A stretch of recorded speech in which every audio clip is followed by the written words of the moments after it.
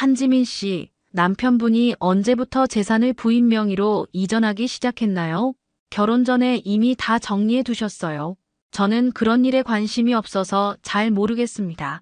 차가운 수사실에 울려 퍼진 이 대화는 모든 것의 시작이었습니다.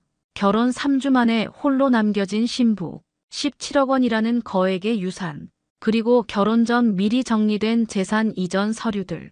과연 이것은 단순한 우연일까요? 아니면 치밀하게 계획된 무언가일까요? 사람들은 수군거리기 시작했습니다. 너무나 완벽한 타이밍, 너무나 깔끔한 재산 정리, 그리고 아무것도 모른다고 말하는 아내의 담담한 표정까지. 하지만 진실은 그 누구도 예상하지 못한 곳에 숨어 있었습니다. 베일에 쌓인 이 사건의 진상을 파헤치던 형사가 마침내 발견한 것은 인간의 마음 깊숙한 곳에 숨겨진 가장 순수하고도 절절한 무언가였습니다. 당신은 이 미스터리의 진짜 답을 맞힐 수 있으실까요? 1초밖에 걸리지 않는 구독과 좋아요 눌러주시면 이야기가 더 재미있으실 거예요. 그럼 지금부터 시작합니다. 2020년 4월의 따뜻한 봄날, 부산 해운대 성당에서는 조촐하지만 아름다운 결혼식이 진행되고 있었습니다. 신부 한지민은 35세의 성숙한 아름다움을 뽐내며 순백의 드레스를 입고 있었죠. 신랑 이동욱은 42세로 부산 대병원 내과 과장답게 품격 있는 모습으로 지민의 곁에 서 있었습니다. 1년 6개월이라는 신중한 교제 기간을 거쳐 맺어진 두 사람의 사랑은 그 누구보다 진실해 보였어요. 하객들은 모두 이들의 늦깎이 사랑을 축복했습니다. 특히 지민의 어머니 김순자는 딸의 행복한 모습에 눈물을 글썽이며 기뻐했죠. 지민아, 정말 예쁘다. 동욱이가 너를 얼마나 아끼는지 보여서 엄마가 얼마나 안심이 되는지 몰라. 김순자는 치매 초기 증상이 있었지만 오늘만큼은 정신이 또렷했습니다. 이동욱 역시 장모를 극진히 모시는 모습이었어요. 신혼여행은 제주도에서 일주일간 보냈습니다. 이동욱은 평소보다 쉽게 피로해하는 모습을 보였지만 지민은 새로운 결혼 생활에 대한 설렘으로 가득 차 있어서 크게 신경 쓰지 못했어요. 오히려 직장에서의 스트레스 때문이라고 생각했죠. 부산으로 돌아온 지 3주가 지난 어느 저녁 부부는 함께 저녁 식사를 하고 있었습니다. 이동욱이 갑자기 젓가락을 떨어뜨리며 얼굴을 찡그렸어요. 여보, 배가 너무 아파. 어디가 아픈 거예요? 체한 건 아니죠? 지민이 걱정스럽게 이동욱의 등을 문질러 주었지만 이동욱의 얼굴은 점점 창백해졌습니다. 식은땀이 흘러내리기 시작했어요. 119에 신고해야겠어요.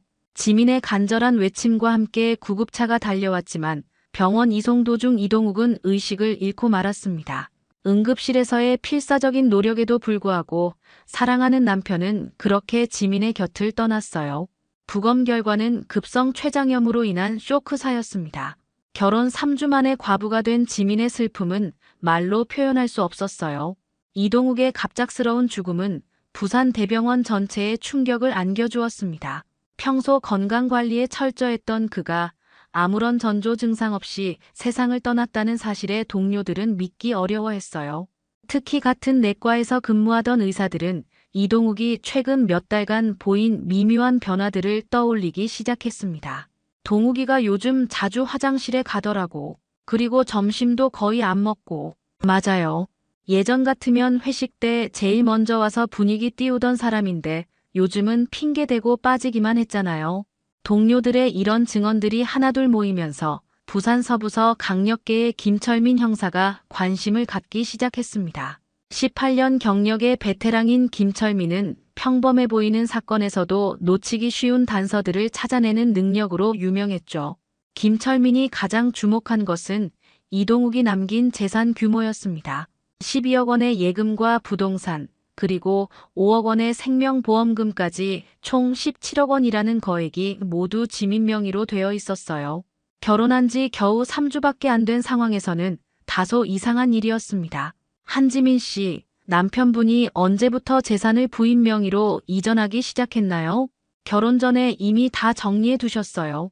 저는 그런 일에 관심이 없어서 잘 모르겠습니다. 지민의 담담한 대답은 김철민에게 오히려 의구심을 불러일으켰어요. 남편을 잃은 슬픔이 당연할 상황에서 너무나 침착한 모습이었거든요. 병원 동료들의 증언도 의미심장했습니다. 중환자실에서 함께 근무하는 간호사 박미영은 지민의 최근 변화에 대해 이야기했어요. 지민 언니가 결혼 준비하면서 좀 예민해져 있었어요. 평소에 환자들한테 그렇게 다정하던 분이 요즘은 좀 차갑더라고요. 구체적으로 어떤 모습이었나요? 뭔가 마음에 부담이 있어 보였어요. 동욱 과장님하고 복도에서 이야기할 때도 표정이 어두웠고 더욱 충격적인 것은 부검 과정에서 나온 결과였습니다. 이동욱의 혈액에서 진통제 성분이 검출된 것이죠. 물론 치사량은 아니었지만 평소 약물 복용을 거의 하지 않던 사람치고는 이상한 수치였습니다. 김철민은 점점 깊어지는 의혹의 시선을 지민에게 향했어요. 김철민 형사의 수사가 깊어질수록 이동욱과 지민의 인연에는 단순한 우연이 아닌 깊은 사연이 숨어 있다는 사실이 드러나기 시작했습니다. 그 시작은 10년 전으로 거슬러 올라갔어요. 2015년 겨울, 당시 32세였던 이동욱은 아버지 이태수의 간암말기 진단을 받고 절망에 빠져 있었습니다. 의사로서 아버지의 상태가 얼마나 심각한지 누구보다 잘 알고 있었거든요. 그때 이태수를 담당하게 된 간병인이 바로 25세의 한지민이었습니다. 지민은 이제 막 간호사가 된 신참이었지만 환자를 대하는 마음만큼은 그 누구보다 진실했어요. 특히 이태수에게는 마치 자신의 아버지를 돌보듯 정성을 다했습니다. 아버지, 오늘 기분이 어떠세요? 식사는 좀 하셨나요? 지민의 따뜻한 목소리에 이태수는 늘 환한 미소를 지었습니다. 말기 암 환자라고는 믿기 어려울 정도로 밝은 표정이었어요. 지민이 덕분에 마음이 편해지는구나. 내가 참 좋은 간병인을 만났어. 이동욱은 지민의 헌신적인 모습을 보며 깊은 감동을 받았습니다. 의료진도 포기할 만큼 힘든 상황에서도 지민은 결코 포기하지 않았거든요. 밤낮으로 이태수의 곁을 지키며 작은 변화 하나까지 놓치지 않으려 노력했습니다. 어느 날 이태수가 지민에게 물었어요. 지민아, 너 어머니 성함이 어떻게 돼? 김순자세요. 왜 그러세요? 이태수의 눈이 반짝였습니다. 그리고 이동욱을 불러 놀라운 이야기를 들려주었어요. 동욱아, 이 아이 어머니가 내 초등학교 때 담임 선생님이신 것 같구나. 김순자 선생님 말이야. 이동욱은 깜짝 놀랐습니다. 어릴 때 타지에서 일하시던 아버지 때문에 어머니와 함께 살았고 어려운 형편에도 불구하고 공부를 열심히 했던 자신에게 김순자 선생님은 특별한 장학금을 추천해 주신 분이었거든요. 정말요? 어머님이 김순자 선생님이세요? 네, 맞아요. 어머니께서 초등학교 선생님이셨어요. 그 순간 이동욱의 마음속에는 묘한 감정이 일어났습니다.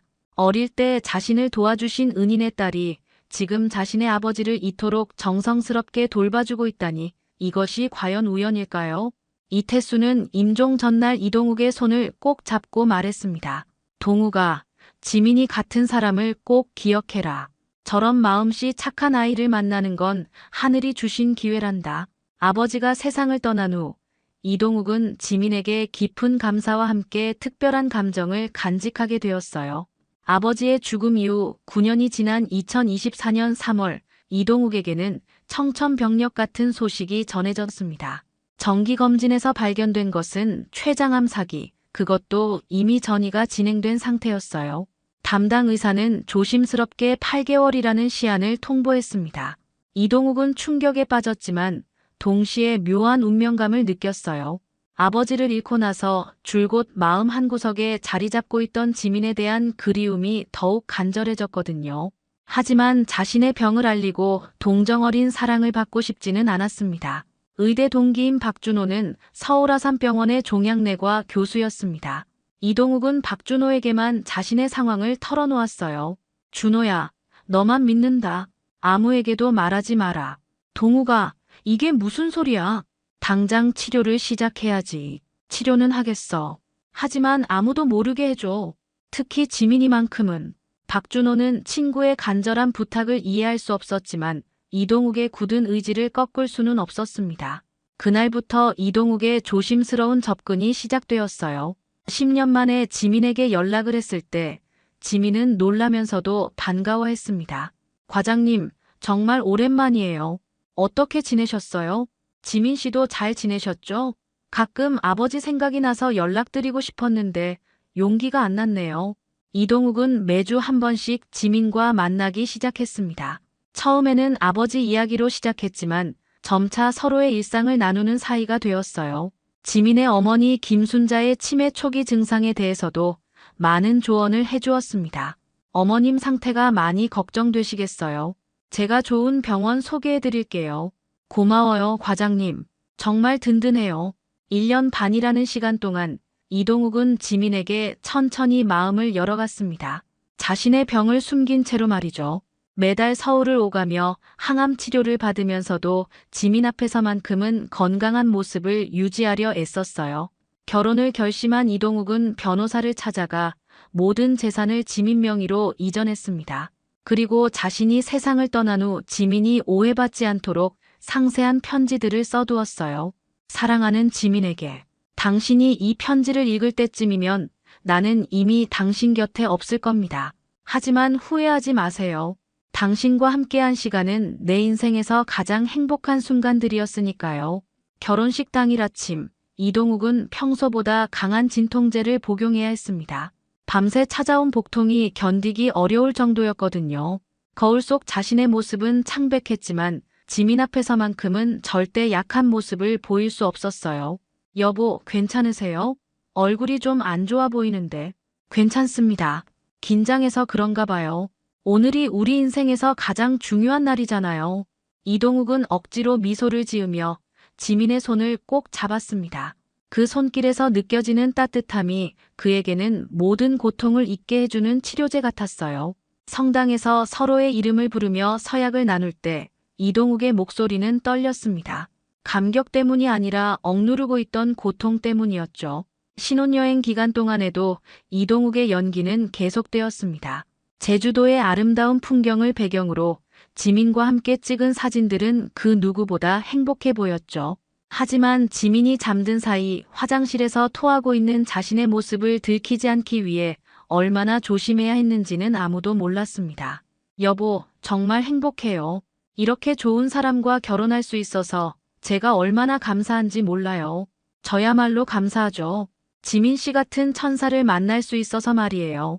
매일 밤 지민이 먼저 잠들기를 기다렸다가 진통제를 복용하는 것이 이동욱의 일과였습니다. 때로는 너무 아파서 차라리 모든 것을 털어놓고 싶은 유혹에 빠지기도 했어요. 하지만 지민의 평온한 잠든 얼굴을 보면 다시 마음을 다잡았습니다. 부산으로 돌아온 후 3주 동안은 더욱 힘들었습니다. 병세가 급격히 악화되고 있음을 몸으로 느낄 수 있었거든요. 식욕은 완전히 사라졌고 복통은 견딜 수 없을 정도로 심해졌어요. 그럼에도 출근은 계속했습니다. 지민이 의심하지 않도록 말이죠. 그날 저녁 이동욱은 더 이상 고통을 참을 수 없음을 깨달았습니다. 하지만 지민에게 진실을 말할 용기는 없었어요. 대신 침실 서랍에 미리 써둔 편지를 꺼내어 베개 밑에 살짝 넣어두었습니다. 사랑해요, 지민아. 정말 많이 사랑해요. 행복하게 살아주세요. 그것이 이동욱이 지민에게 한 마지막 말이었습니다. 그 후 갑작스럽게 찾아온 급성 악화로 이동욱은 의식을 잃고 말았어요. 장례식장은 조문객들로 가득 찼지만 지민을 바라보는 시선들은 따뜻하지만은 않았습니다. 특히 이동욱의 대학 동기들과 일부 병원 관계자들은 수군거리며 의심스러운 눈길을 보냈어요. 3주 만에 과부가 되다니 너무 이상하지 않나? 그것도 17억이나 되는 유산을 물려받고 말이지. 이런 소문들이 지민의 귀에 들려왔지만 지민은 아무 말도 할 수 없었습니다. 남편을 잃은 슬픔조차 의심받는 현실이 견디기 어려웠거든요. 김철민 형사는 끈질긴 수사 본능으로 이동욱의 과거 행적을 하나씩 추적해 나갔습니다. 특히 지민과의 교제 기간 동안 이동욱이 보인 이상한 행동들에 주목했어요. 병원 동료들의 증언에 따르면 이동욱은 최근 1년간 매월 서울로 출장을 다녔다고 했거든요. 내과 과장이 서울에 무슨 일로 그렇게 자주 갔을까요? 김철민은 이동욱의 카드 사용 내역을 면밀히 조사했습니다. 서울 아산병원 근처에서의 결제 기록들이 눈에 띄었어요. 그리고 마침내 결정적인 단서를 발견했습니다. 서울 아산병원 종양내과 박준호 교수와의 통화 기록이었죠. 박준호 교수님, 수사상 필요해서 연락드렸습니다. 이동욱 씨와 어떤 관계이신가요? 전화 너머 박준호의 목소리는 떨렸습니다. 오랫동안 친구의 비밀을 지켜왔지만 이제는 진실을 말해야 할 때가 온 것 같았어요. 제가 직접 가서 설명드리겠습니다. 이 일은 전화로 할 이야기가 아니에요. 다음 날 박준호는 부산으로 내려왔습니다. 김철민과의 면담에서 그는 모든 것을 털어놓았어요. 동욱이는 1년 전 췌장암 사기 진단을 받았습니다. 제가 직접 검사했으니까 틀림없어요. 시한부였습니다. 그런데 왜 아무에게도 말하지 않았나요? 동정이 아닌 진정한 사랑을 받고 싶다고 했어요. 특히 한지민 씨에게만큼은 자신의 병을 절대 알리고 싶지 않다고 했습니다. 박준호의 증언으로 모든 퍼즐이 맞춰지기 시작했습니다. 이동욱이 복용했던 고농도 진통제, 급격한 체중 감소, 그리고 서울 출장의 진짜 이유까지 모든 것이 명확해졌어요. 김철민은 이동욱의 집을 다시 수색했습니다. 이번에는 지민의 동의를 얻어 더 꼼꼼히 살펴봤죠. 침실 서랍 깊숙한 곳에서 발견한 것은 지민에게 보내는 편지들이었습니다. 사랑하는 지민에게. 이 편지를 읽고 있다면 당신은 이미 나 없이 혼자가 되었겠죠. 하지만 슬퍼하지 마세요. 당신과 함께한 시간은 제 인생에서 가장 행복한 순간들이었으니까요. 편지는 계속 이어졌습니다. 어머님을 잘 모셔주세요. 제가 받은 은혜를 당신을 통해 갚고 싶었습니다. 이 모든 재산은 당신과 어머님, 그리고 어려운 사람들을 위해 써주세요. 그것이 제 마지막 소원입니다. 김철민의 눈가에 눈물이 맺혔습니다. 18년간 수많은 사건을 다뤘지만 이렇게 순수한 사랑을 마주한 것은 처음이었어요. 한지민 씨, 정말 죄송합니다. 김철민은 지민 앞에서 깊숙이 고개를 숙였습니다. 제가 의심했던 모든 것들에 대해 진심으로 사과드립니다.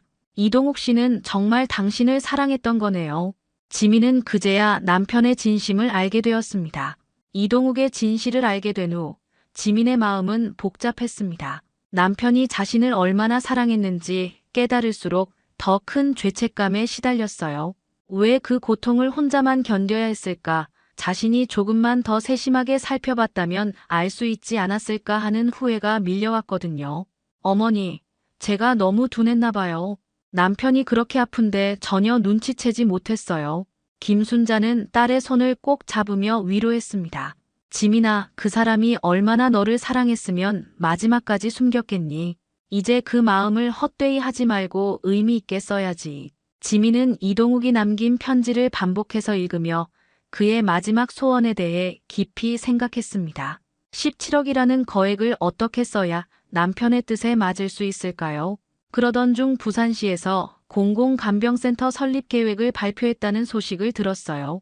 지민은 주저없이 부산시청을 찾아갔습니다. 시장님, 저는 고인이 된 남편의 뜻에 따라 10억 원을 간병센터 설립에 기부하고 싶습니다.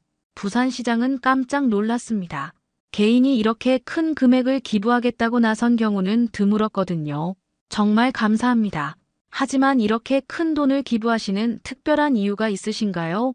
제 남편이 의사였는데 평생 환자들을 돌보는 것이 가장 큰 보람이라고 했어요. 그 뜻을 이어가고 싶습니다. 부산시와 부산대병원이 공동으로 추진하는 희망간병센터는 지민의 기부금으로 탄력을 받게 되었습니다. 센터 건립추진위원회에는 부산대학교 사회복지학과의 최수연 교수도 참여했어요.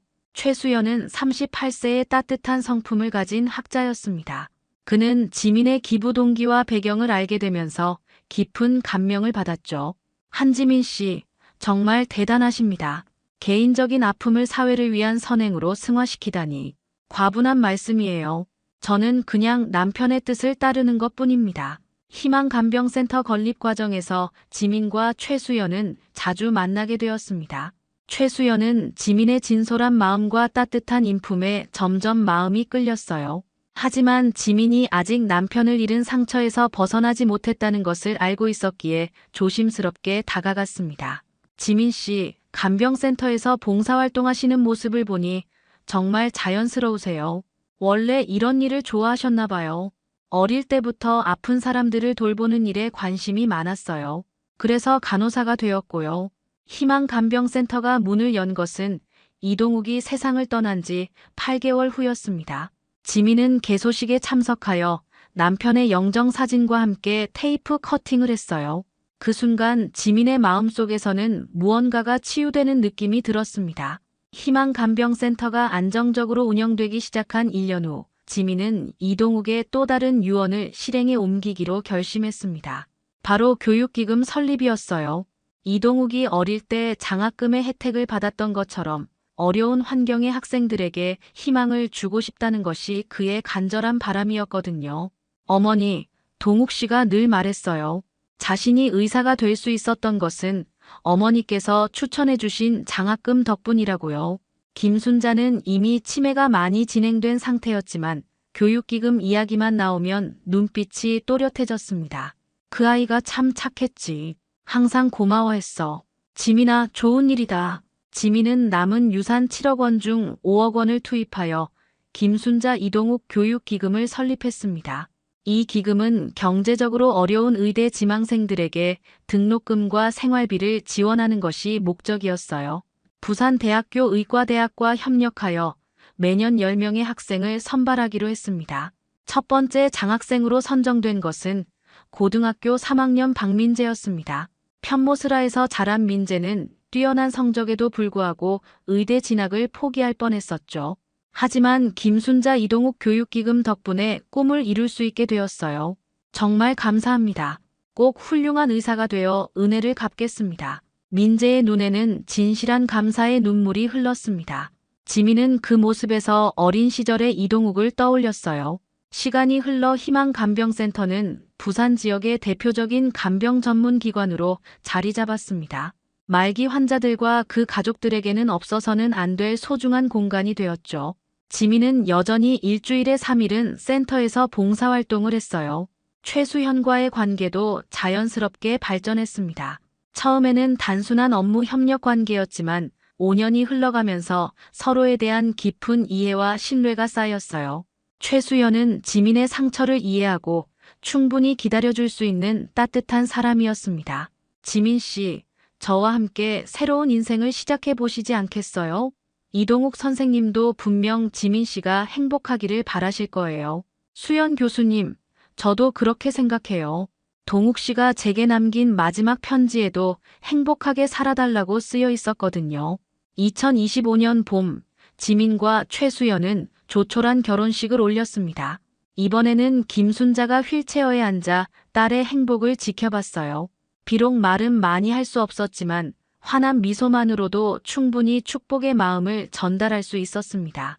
그해 가을, 더욱 놀라운 일이 일어났습니다. 김순자 이동욱 교육기금의 첫 번째 수혜자였던 박민재가 의과대학을 졸업하고 종양내과 전공의로 부산대병원에 들어오게 된 것이죠. 민재는 졸업과 동시에 희망간병센터에서도 봉사활동을 시작했어요. 선생님, 저를 이 자리까지 오게 해주신 은혜를 평생 잊지 않겠습니다. 이동욱 선생님과 같은 의사가 되는 것이 제 목표입니다. 지민은 민재를 보며 이동욱의 사랑이 어떻게 더 많은 사람들에게 전해지고 있는지 깨달았습니다. 사랑은 결코 죽음으로 끝나는 것이 아니라 더 큰 사랑으로 확산되어 나가는 것이었어요. 이제 지민에게는 새로운 가족과 함께할 미래가 있었습니다. 하지만 이동욱에 대한 감사와 사랑은 영원히 마음속에 간직할 것이었죠. 그것이 진정한 사랑의 의미라는 것을 이제는 알고 있었으니까요. 오늘 이야기 어떠셨나요? 구독과 좋아요는 이미 하셨을 테니 시청자님의 의견을 댓글로 달아주세요. 항상 건강하시고 행복하세요.